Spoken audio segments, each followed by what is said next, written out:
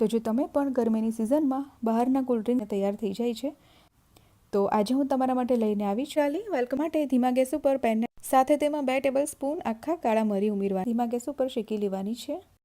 અહીં આપણે એકદમ ડાર્ક કલરનું થઈ જાય ત્યાં સુધી નથી જીરાને શેકવાનું. રાળ પણ નીકળવા લાગી છે અને ત્યાર પછી જીરા એકદમ ગરમ ના લાગે, હલકું ગરમ હોય એવું ચાલશે. મિક્સરમાં 1 ચમચી જીરું અને મરી જે આપણે શેકીને રાખ્યા હતા એ બધા ઉમેરી દેવાના. 2 ચમચી અહીંયા હું દળેલી સાકર ઉમેરી અને હવે આ બધી રીતે પીસી લેશે.